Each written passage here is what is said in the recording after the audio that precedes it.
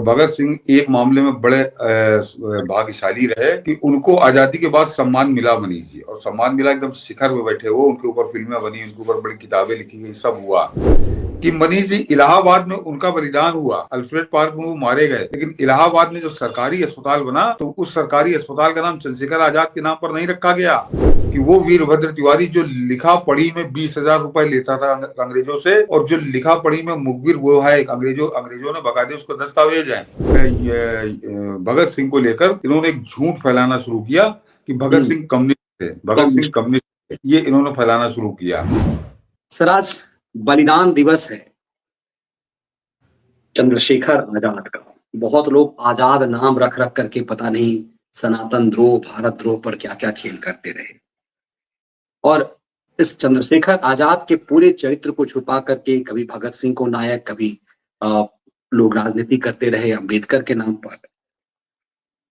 इस बलिदान दिवस पर देश को जानने की जरूरत है कि चंद्रशेखर आजाद का योगदान क्या है और चंद्रशेखर आजाद ने कैसे भगत सिंह जैसे लोगों को बनाया।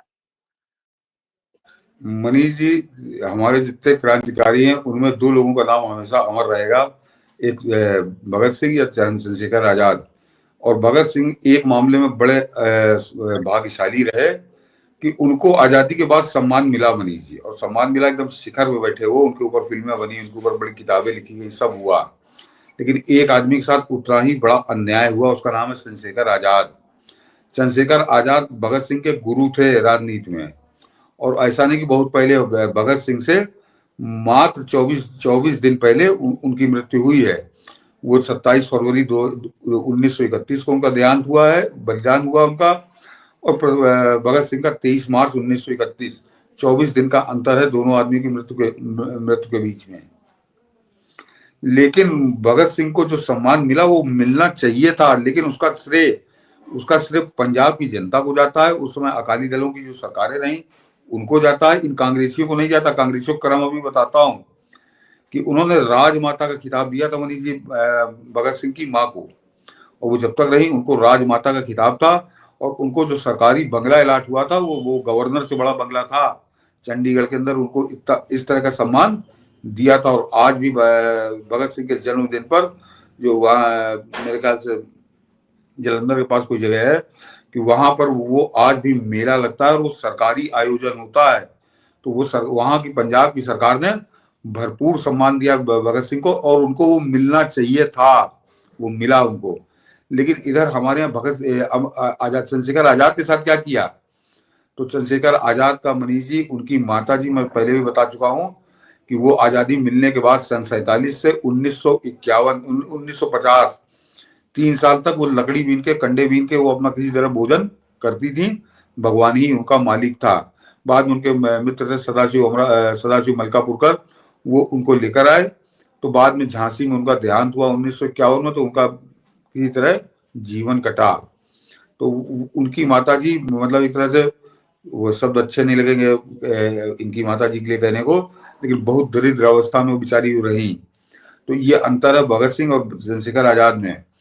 लेकिन मनीष जी, चंद्रशेखर आजाद कभी तुलना, क्योंकि दोनों का नाम होता है, लेकिन मैंने कहा ना कि जिस तरह से नाम आता है चंद्रशेखर आजाद का, वो भगत सिंह उससे बहुत ऊपर याद किए जाते हैं। जबकि अगर आप ढंग से बात करिए, अगर आप उस दौर के घटनाक्रमों को याद करिए, तो चंद्रशेखर आजाद बहुत आगे खड़े हैं, भगत सिंह से बहुत आगे खड़े हैं, और स्वयं भगत सिंह उनको अपना गुरु मानते थे। एक किस्सा मैंने आज लिखा है मनीष जी फेसबुक पर कि भगत सिंह का तो क्रांतिकारी जीवन शुरू होने के साथ ही खत्म हो गया था, और वो जब उन्होंने सैंडर्स को मारा है, तो जब वो लोग भागे वहां से, तो भगत सिंह भाग रहे थे, उनके साथ राजगुरु थे, और इनके पीछा कर रहा था पंजाब पुलिस का एक दरोगा, उसका नाम है चरण सिंह। बड़ा ऐतिहासिक किस्सा है ये। और चंद्रशेखर आजाद डीएवी कॉलेज वहां पे था, उसकी छत पे खड़े देख रहे थे, और जब उन्होंने देखा कि चरण सिंह ने राजगुरु को छोड़ दिया और आगे बढ़कर वो भगत सिंह को पकड़ने जा रहा, 3 आदमी एक साथ दौड़ रहे हैं, तो वहीं से उन्होंने गोली मारी थी, चरण सिंह की मौत हो गई थी। तो क्या निशानेबाजी थी उनकी, और क्या आत्मविश्वास था, मतलब 3 आदमी भाग रहे हो और एक ऐसी गोली मारी कि बीच वाले आदमी को लगी हो, तो उनको मालूम था कि गलती नहीं होगी, इतने बड़े वो निशानेबाज भी थे। और यहाँ पे जरा क्रांतिकारी इतिहास पढ़िए तो आपको मैं क्या बोलूं कि आपको लगेगा कि चंद्रशेखर आजाद कितना महान व्यक्तित्व था, लेकिन उसको दबा दिया गया। मैं थोड़ी सी इसलिए पृष्ठभूमि बता रहा हूँ कि अभी मैं असली मुद्दे पे आया नहीं कि उसको चंद्रशेखर आजाद को दबाया क्यों गया और किस तरह से खत्म करने की कोशिश की गई। कि मनीष जी, इलाहाबाद में उनका बलिदान हुआ, अल्फ्रेड पार्क में वो मारे गए, लेकिन इलाहाबाद में जो सरकारी अस्पताल बना तो उस सरकारी अस्पताल का नाम चंद्रशेखर आजाद के नाम पर नहीं रखा गया, और वो नाम किसका रखा गया? कमला रानी नेहरू के नाम पे अस्पताल रखा गया। कमला रानी नेहरू का कौन सा बड़ा योगदान था देश की आजादी में? सिर्फ वो जवाहरलाल नेहरू की बीवी थी, तो जवाहरलाल नेहरू की बीवी को चंद्रशेखर आजाद से ज्यादा महान बनाने की थी। ये चंद्रशेखर आजाद को किल करने की कोशिश थी कि उस आदमी का कद छोटा करो। तो एक तरफ पंजाब अपने जो नायक थे, क्रांतिकारी नायक, उनको अपने सर पर बैठा रहा था, और दूसरी तरफ ये उसकी हत्या कर रहे थे, उसकी लोकप्रियता की। लेकिन मनीष जी, इन सब बातों के अलावा चंद्रशेखर आजाद जिस दिन मारे गए उसको लेकर बड़ी कहानियां हैं, लोग अपने आप में सुनाते हैं, और उसमें सब सारी उंगलियां नेहरू की तरफ उठती हैं, क्योंकि ये सत्य है कि उनका जब एनकाउंटर हुआ, जिस समय उनको मारा अंग्रेजों ने, तो उससे पहले वो नेहरू से ही मिलकर आ रहे थे। इस बात की पुष्टि हो जाती है जो अंग्रेजों के दस्तावेज हैं कि वो नेहरू से जाकर मिले थे, और उसके बाद वो वहां से निकल के पार्क में आ गए थे, अल्फ्रेड पार्क में। लेकिन मनीष जी, उसके गुनहगार वो भी दर्ज है उसी दस्तावेज में, और उस दस्तावेज में 2 आदमियों के नाम हैं जिन्होंने चंद्रशेखर आजाद की मुखबिरी की थी।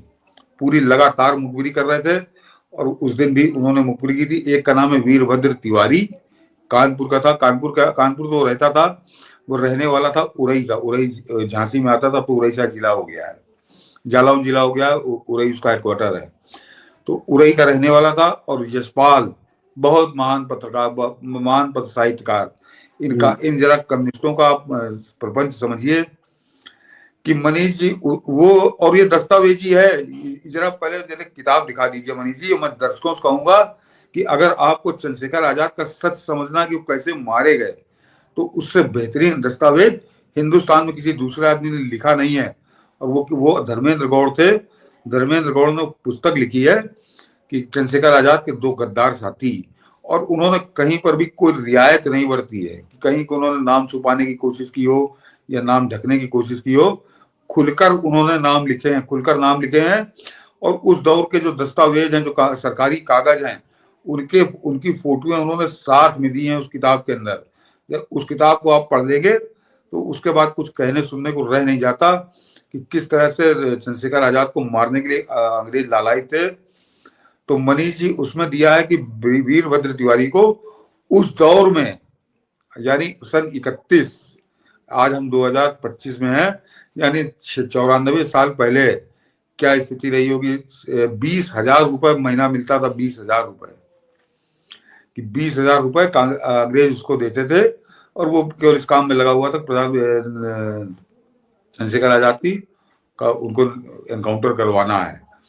और वो चंद्रशेखर आजाद का जो बलिदान हुआ, उससे 1 दिन पहले उसको किस तरह से जाकर अंग्रेज अफसर उससे मिला, उसको पैसे दिए, उसको जबरदस्ती लेकर आए इलाहाबाद, और इलाहाबाद में कैसे उसने मुखबिरी की, वो पूरी दास्तान उस किताब में है।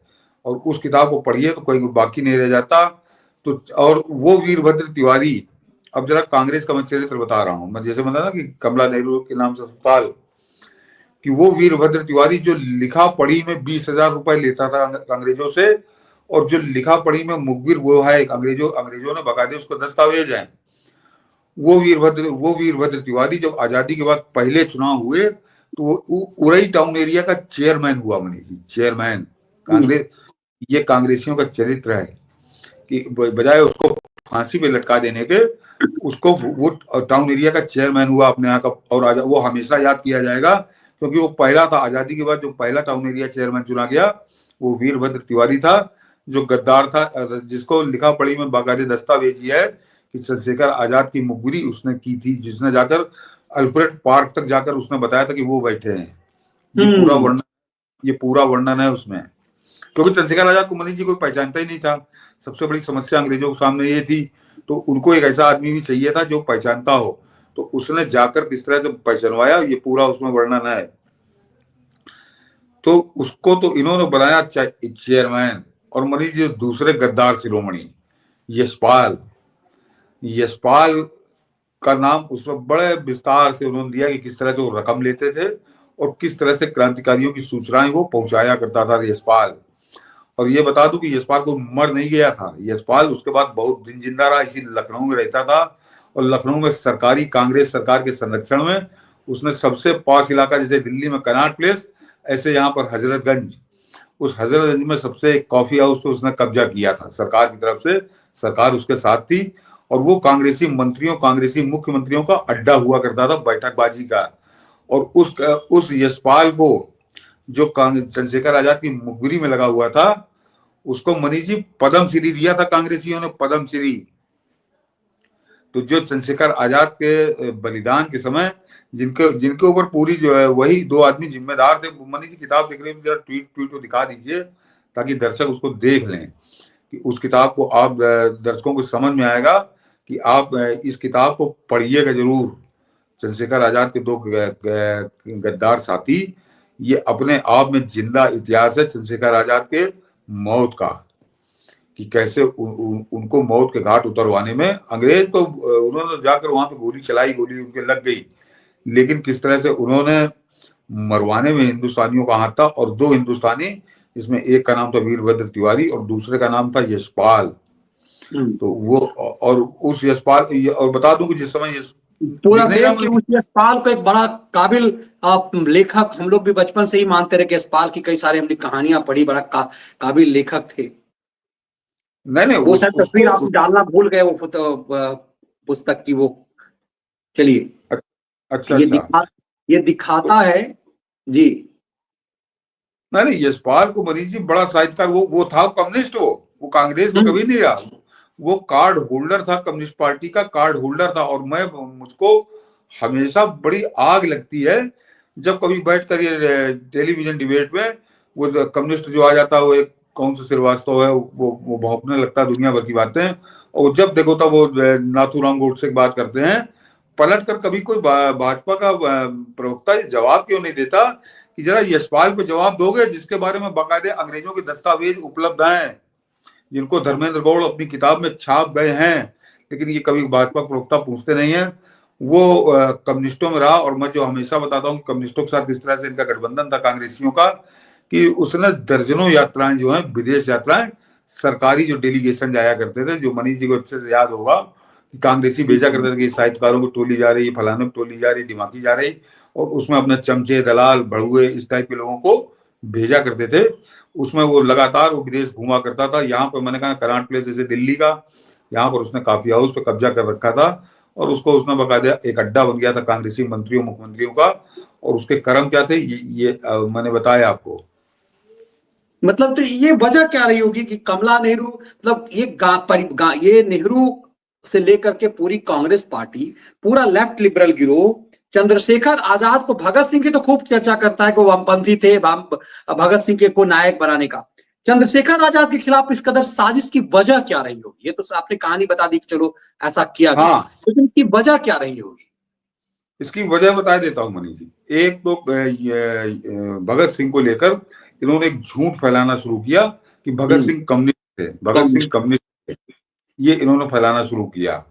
और दूसरा, चंद्रशेखर आजाद से इनको नफरत क्यों थी? क्योंकि पूरा हमारा आजादी के बाद से इतिहास ही इन कम्युनिस्टों के हाथ में कांग्रेस ने गिरवी रख दिया था कि मेरी सत्ता चलती रहे और तुम यहाँ पर ब्रेन वॉश करते रहो लोगों का। क्योंकि चंद्रशेखर आजाद जो थे वो कट्टर सनातनी ब्राह्मण थे, उनके चाहे जितने आप साथियों के संस्मरण पढ़ लीजिए, वो जनेऊ पहनते थे, जनेऊधारी उनको कहा जाता था। और वो हनुमान चालीसा पढ़े बिना सवेरे उठने के बाद, स्नान करने के बाद, जब तक हनुमान चालीसा नहीं पढ़ लेते थे तब तक वो जल भी ग्रहण नहीं करते थे, पानी नहीं पीते थे, इतने कट्टर सनातनी थे वो। तो उनको कैसे प्रमोट कर देते, उनको प्रमोट कर देते, तो इनको सबको जितना इन्होंने जाल बट्टा बैठाला आजादी के बाद 70 साल तक, वो जाल बट्टा कैसे बैठाते, तो इनको मेन घृणा इस वजह से थी इनको कि ये तो सनातनी व्यक्ति है। और सनातन धर्म के ऐसे थे कि मनीष चंद्रशेखर आजाद के पास बंगाल के भी क्रांतिकारी आते थे, पंजाब के भी क्रांतिकारी आते थे, महाराष्ट्र के भी क्रांतिकारी आते थे, राजगुरु वहीं के हैं। कि किसी की हिम्मत नहीं होती थी कि वो सनातन धर्म का कोई विरोध कर दे या कुछ उसके खिलाफ कोई बात वो कर दे। वो हमेशा इस बात को दूर रखते थे उनसे, चंद्रशेखर आजाद से। चंद्रशेखर आजाद ने काकोरी कांड को मनीष जी लीड किया था। तो वो मैं बताऊं मनीष जी की जो यशपाल, मैंने वो डाल दिया मनीष जी, वो देखिए देख लें, किताब को मैंने कवर डाल दिया दोबारा, कि जरा इसको समझिए कि यशपाल को जिस समय धर्मेंद्र गौड़ की किताब आई तो यशपाल जिंदा था उस समय, और यशपाल ने बड़ा धमकी देना शुरू किया कि मैं मुकदमा करूंगा, फलाना करूंगा। तो उस समय लखनऊ के अंदर स्वतंत्र भारत अखबार यहाँ छपता था, और वो एक तरह का मतलब लीडिंग अखबार था, नंबर 1 का अखबार था। उसमें धर्मेंद्र गौड़ ने आधा दर्जन मनीष जी लेख लिखे, और ये किताब है, जरा खोल दीजिए इसको। मैं दर्शकों से कहूंगा इस किताब को जरूर खरीद कर पढ़िए। ये क्रांतिवीर चंद्रशेखर आजाद के क्या है मनीष जी, और उनके 2 गद्दार साथी, क्रांतिवीर चंद्रशेखर आजाद और उनके 2 गद्दार साथी। हाँ, ये धर्मेंद्र गौड़ की लिखी हुई किताब है। हाँ, और धर्मेंद्र गौड़, ये समझ लीजिए कि धर्मेंद्र गौड़ अंग्रेजों के समय में वो खुफिया अधिकारी थे, सीआईडी के अफसर थे वो। और आजादी के बाद उन्होंने बाकायदा, जो लखनऊ के अंदर उसका अभिलेखागार था, तो उन्होंने जाकर एक एक दस्तावेज निकाला था, उसके कॉपियां रखी थी, और उन्होंने सब कुछ इस किताब में छापा है बाकायदे। क्योंकि जब यशपाल ने धमकी दी कि मैं मानहानि फलाना करूंगा, तो उन्होंने और ज्यादा दंगा किया कि देखो तुम्हारे नाम की चिट्ठियां, तुम्हारे नाम पे कैसे तुमको पैसा दिया जाता था, कैसे तुम दलाली कर रहे थे अंग्रेजों की, उन्होंने नंगा करके रख दिया था। और सबसे खास बात मनीष जी, कि उस समय तो जिस समय इन्होंने किताब लिखी थी, मेरे ख्याल से 67 या 68 में लिखी थी धर्मेंद्र गौड़ ने, तो यशपाल नहीं जिंदा था। चंद्रशेखर आजाद के ज्यादातर साथी उनके जिंदा थे, ज्यादातर उनके साथी जिंदा थे, और दुर्गा भाभी भी जिंदा थी, मनमथनाथ गुप्ता जिंदा थे, रामकृष्ण खत्री जिंदा थे, शिव वर्मा जिंदा थे, भगवान दास माहौर जिंदा थे। ये सब लोग जीवित थे, और किसी ने भी धर्मेंद्र गौड़ का विरोध नहीं किया था। केवल वो अकेला वो यशपाल और उसके कांग्रेसी और कम्युनिस्ट साथी वो मिलकर कर रहे थे। लेकिन जब उन्होंने दस्तावेज छापने शुरू किए अखबारों में देकर, तो इनकी धज्जियां उड़ गई। बाकी उनकी किताब में तो सारा सब कुछ छपा ही हुआ था। तो ये है कांग्रेसियों का चरित्र, और किस तरह से उन्होंने एक सिंह की हत्या करी थी। चंद्रशेखर आजाद की आज उनका बलिदान दिवस है, तो हमको आपको उसको याद करने की जरूरत है, क्योंकि हम चंद्रशेखर आजाद को अगर याद करते रहे, सम्मान देते रहे, तो उससे कोई भला नहीं होने वाला है। वो तो हो चुका जो होना था। लेकिन अगर उनके गद्दारों को हमने याद नहीं किया, तो गद्दारों की नई फसल आज की तारीख में किसी और नाम से देख रहे हैं। ये गद्दार हमेशा आते रहेंगे, तो गद्दारों से हमको सजग रहना है, सचेत रहना है। इन गद्दारों की गद्दारी जरूर याद रखिए। बिल्कुल, इसीलिए जानना जरूरी है कि देखिए देश के नायकों के चरित्र को हम लोगों ने पीछे एक बार 2 साल पहले हम लोगों ने शुरू किया था वो सीरीज, उसमें भी चंद्रशेखर आजाद के, लेकिन इतने विस्तार से आपने बताया इस चीज को, ये इसीलिए हमने कहा ये ज्यादा समझना जरूरी था कि चंद्रशेखर आजाद के कृत्य को दबाया क्यों गया, इसके पीछे साजिश क्या थी। और देश मनीष जी उस समय भी कुछ और चाह रहा था। ये बता दूं कि ये क्योंकि कानपुर में रहता था वीरभद्र तिवारी, और जब इसने मुखबिरी करके मरवा दिया चंद्रशेखर आजाद को, तो ये जानता था कि हमारे जो बाकी क्रांतिकारी साथी मुझको जिंदा नहीं छोड़ेंगे। तो अंग्रेजों ने इसको 4 हथियारबंद सिपाही दिए थे सन 31 में। याद करिए, जरा सोचिए कि जब ये चलता था अपने घर से निकल के, तो इसके साथ 4 हथियारबंद सिपाही चलते थे वीरभद्र तिवारी के साथ। लेकिन उसके बावजूद, अब तो खैर वो वहां पे सिनेमा हॉल हट गए, तो कानपुर में माल रोड पर निषाद सिनेमा है। ये मैं आपको कहीं किताब नहीं, मैं बता रहा हूँ अपनी व्यक्तिगत जानकारी, क्योंकि जिसके बारे में बताने जा रहा हूँ, जहाँ मेरे दादा वगैरह रहते थे, तो पूरा परिवार खानदान वहीं से थोड़ी दूर पे वो रहते थे। तो रमेश चंद्र गुप्ता नाम के एक बालक, उस समय उसकी उम्र थी 14 साल की, 14 साल की उम्र थी उसकी। और उस उम्र में वो उस आदमी ने कहाँ से पिस्तौल इकट्ठी की होगी, कहाँ से लाया होगा गोलियां, ये कोई नहीं जानता। और रमेश चंद्र, ये निषाद सिनेमा में पिक्चर देखने गया था वीरभद्र तिवारी, और वहां पर रमेश चंद्र गुप्ता, उन्होंने पूरी पिस्टल अपनी खाली कर दी थी इसके ऊपर। लेकिन ये क्योंकि क्रांतिकारी था, थोड़ा अलर्ट हो गया, साथ में जो सिपाही थे उनको गोलियां लगी, ये बच गया था। तो जब पकड़ा गया तो 14 साल की उम्र बनी थी, 14 साल के बच्चे को फांसी दे नहीं सकते, तो उनको 14 साल की उम्र में काला पानी भेज दिया था अंग्रेजों ने। कहीं आपने नाम सुना रमेश चंद्र गुप्ता का? नहीं सुना होगा, क्योंकि कांग्रेसियों को तो आग लगी थी उससे।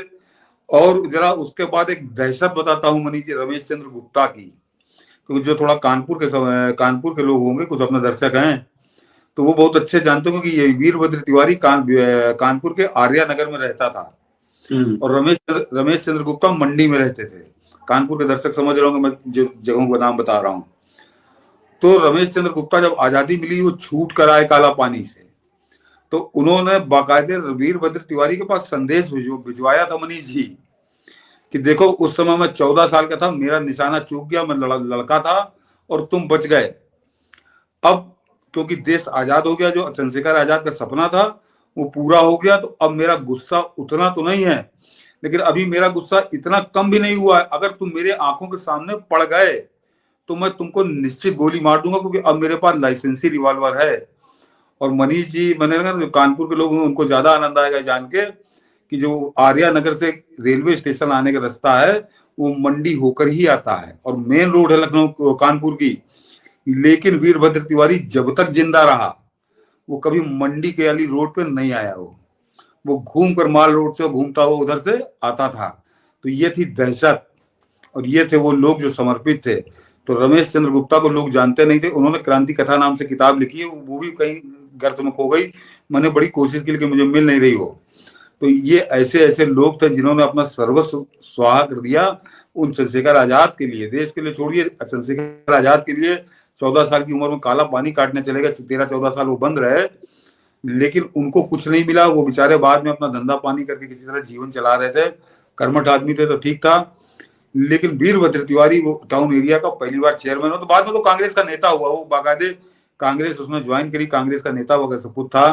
तो कांग्रेसियों ने गद्दारों को कैसे पाला, ये काला चिट्ठा है जो आज की तारीख में चंद्रशेखर आजाद के बलिदान दिवस पर याद करना बहुत जरूरी है। बिल्कुल, ये हम सबको लगा कि हमारे दायित्व तो है।